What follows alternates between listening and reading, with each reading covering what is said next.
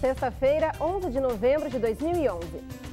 No Vale Mais de hoje, você vai conferir como deficientes intelectuais se preparam para o mercado de trabalho e como as empresas se preparam para recebê-los. No estúdio, a gente fala sobre os desafios na formação de pessoas com deficiência intelectual. Vestibular de verão, na série de entrevistas sobre os cursos e as modalidades de ensino oferecidos pela Unicinos, saiba mais sobre a graduação em Engenharia de Energia. E ainda, fique por dentro das atrações culturais da região com as dicas da Agenda Cultural. E não esqueça que tem ingressos para o cinema. O Vale Mais está começando, fique com a gente!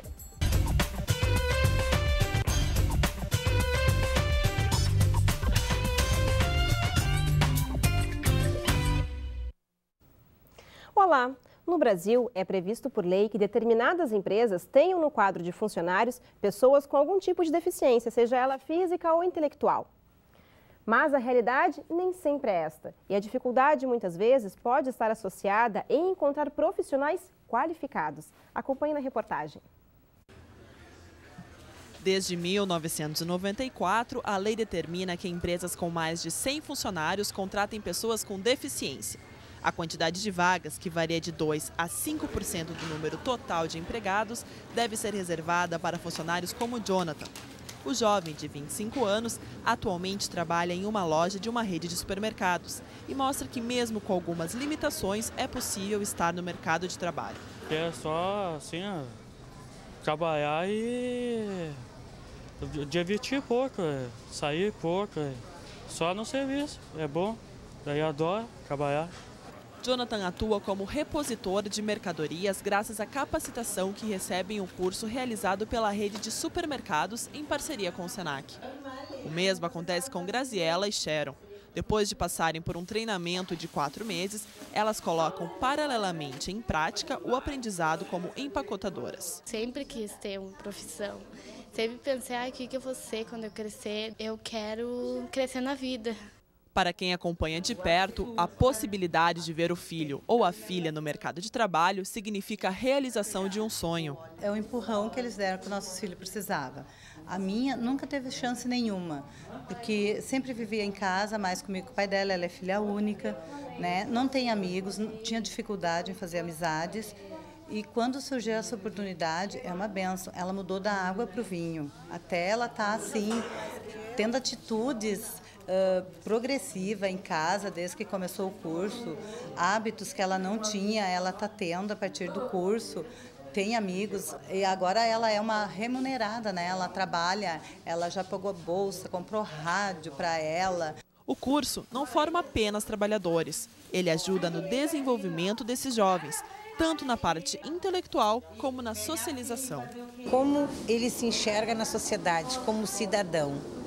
Porque eles chegaram aqui com um estigma de doente, de ter problemas, e a gente desmistificou isso, dizendo que, conscientizando eles, que problema todo ser humano tem, e que doente nenhum é, porque se fossem doentes não estavam contratados para trabalhar, e que na verdade eles são pessoas especiais. E os benefícios se estendem a toda a equipe de funcionários, é o que garante esse gestor de uma das lojas. Hoje a gente vê uma dificuldade bastante grande, porque até acredito que os próprios empresários, entendeu, poderiam dar mais importância para esse trabalho feito com essas pessoas com problemas de deficiências, porque eles dão um retorno muito bom para nós. O trabalho deles é muito eficaz, junto à própria equipe e visto pelos nossos próprios clientes. Esta rede de supermercados cumpre com a legislação, mas nem sempre é assim. De acordo com o RAIS, Relação Anual de Informações Sociais do Ministério do Trabalho e do Emprego, em outubro de 2010, menos de 1.800 pessoas com deficiência mental trabalhavam com carteira assinada no Rio Grande do Sul. Esta analista de recursos humanos de uma metalúrgica de Novo Hamburgo garante que a dificuldade, muitas vezes, está em encontrar o profissional para a vaga. Atualmente, a empresa não preencheu as cotas. O nosso total seriam 9 colaboradores. A gente conta hoje com 6 colaboradores. A nossa dificuldade de achar as pessoas para completar a cota realmente é vincular a pessoa com necessidade, né, que ela queira trabalhar no seu local de trabalho, que são as vagas operacionais, com as vagas que a gente tem aberto, né? Quem fiscaliza se as cotas estão sendo preenchidas corretamente é o Ministério Público do Trabalho. Se ele constata que alguma empresa não está cumprindo com a determinação da lei, é aberta uma ação pública, que aplica a multa e obriga a empresa a contratar. Além da lei garantir a inclusão por cotas, a obrigatoriedade da empresa incluir estas pessoas no seu empreendimento econômico, além disso, a lei determina que para despedir um deficiente, ela pode despedir, ela pode desligar, mas ela deve comprovar junto ao Ministério do Trabalho que está contratando outro. Foi com a ajuda dessa lei que Cláudio conseguiu um emprego. Hoje ele trabalha em uma metalúrgica que faz peças para calçados e roupas. E para dar conta da rotina, montou a própria estratégia de trabalho. Organiza o espaço e as caixas que usa da maneira que é melhor para ele. Os benefícios, desde que começou a trabalhar há 4 anos, são inúmeros.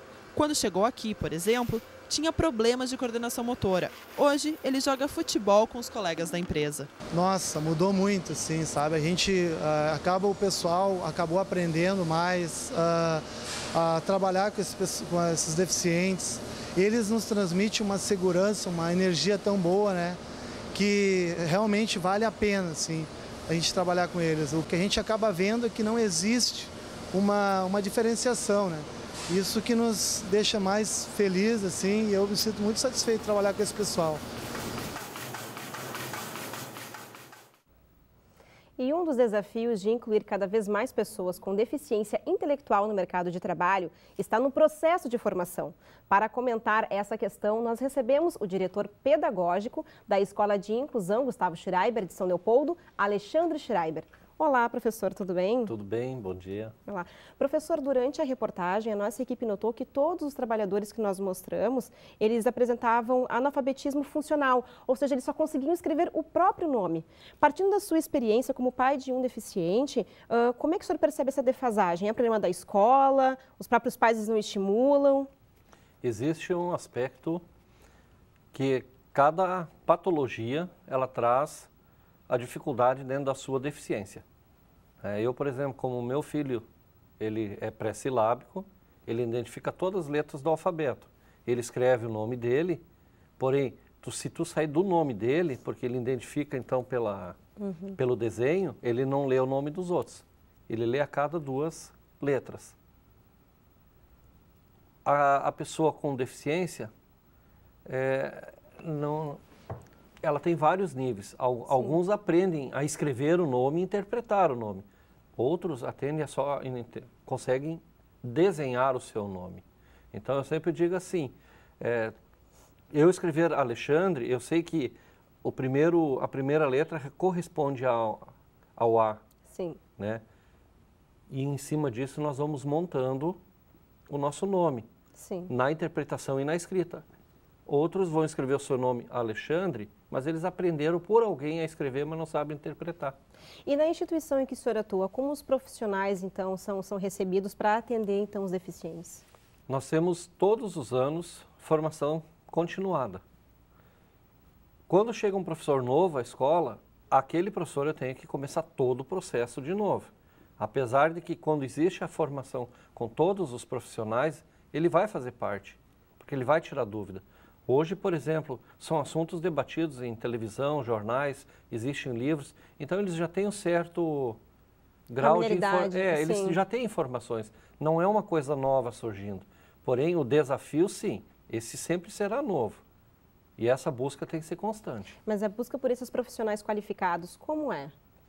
É difícil de encontrar? Existem muitos profissionais habilitados? Não, são poucos. Inclusive porque eu acredito que são poucas escolas que realmente trabalham com inclusão. Então, o professor, quando ele chega, ele se depara com algo novo frente à sua situação. Mas, quando a escola tem esse trabalho, esse projeto de inclusão, o professor se sente amparado. Então, aqueles mitos, aquele medo, ele perde. Porque não é difícil de trabalhar.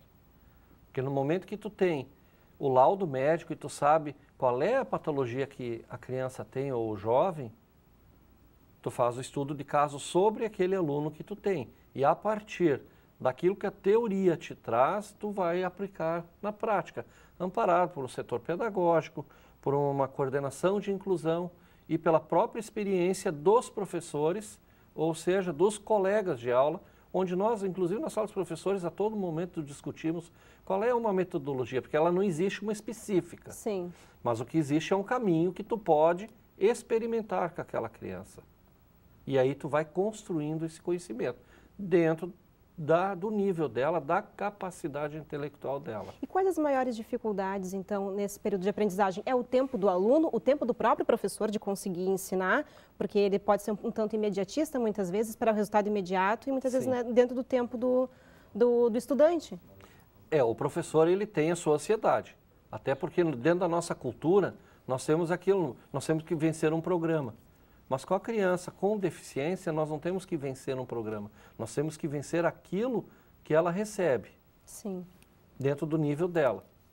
Até porque uma criança com deficiência, com laudo de um neurologista ou de um psiquiatra, são os dois profissionais que podem atestar a sua deficiência, ela não vai ser aprovada, ela vai ser promovida. Sim. Meu filho tem 18 anos, e ele está incluso na 7ª série, na antiga 7ª série. Sim. Mas se tu me disser, ele tem condições de estar numa 7ª série? Não, ele é pré-silábico. Mas em razão da idade dele e da autoestima dele, ele está na 7ª série, recebendo conteúdo para o nível dele, que o professor tem que fazer o trabalho paralelo. Sim, o importante é buscar a qualidade de vida. Professor, muito obrigada pela presença, pelas informações. Quando precisarem. No próximo bloco, na série de entrevistas para o vestibular de verão da Unicinos, saiba mais sobre a graduação em Engenharia de Energia da Universidade. E ainda confira como fica o tempo neste sábado em todo o estado. O Vale Mais volta em um instante.